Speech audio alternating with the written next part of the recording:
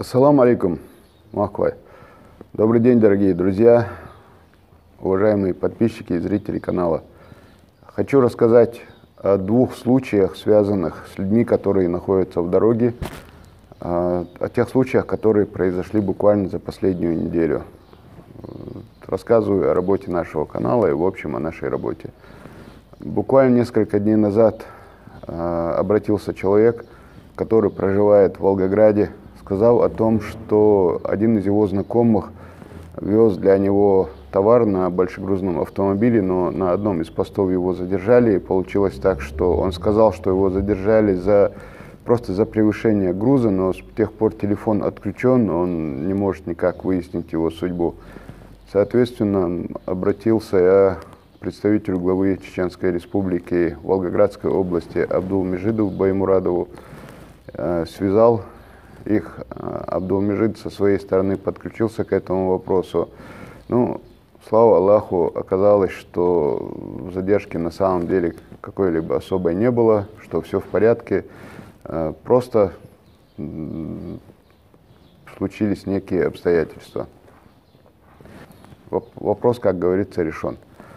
Далее, еще ранее, где-то чуть больше недели назад, позвонили из Краснодарского края к нам на канал, попросили помощи в том, чтобы связать их с кем-либо в Краснодарском крае, кто мог бы им помочь в таком вопросе. Два большегрузных автомобиля съехали с дороги для того, чтобы загрузить некий материал, но получилось так, что в этом месте были очень плохие дороги, и дождь прошел, и все такое, и эти два автомобиля застряли. Они никак не могли выйти из этого месива, своими силами пытались что-то сделать, но, к сожалению, ничего у них не получилось. Они так или иначе, наверное, звонили многим друзьям, знакомым, и в том числе позвонили к нам на канал. Мы, соответственно, обратились к представителю главы Чеченской Республики в Краснодарском крае Саид Хусейну Хамзатову и попросили его оказать возможную помощь.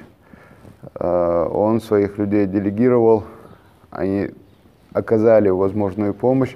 К сожалению, даже техника, которую туда в результате подогнали, так или иначе, с их помощью даже трактор К-700 не мог вытащить эти большегрузные автомобили, буквально рвались все тросы, они очень сильно застряли. Но в итоге, так или иначе, общими силами, буквально вчера, а это видео записывается 1 апреля 2018 года, буквально вчера у них вопрос решился, и они продолжили, как говорится, свой путь.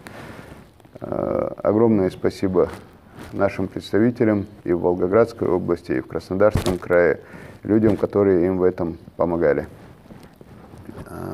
Дальше несколько слов скажу на родном, на чеченском языке. Тем, кто слушал, спасибо за внимание.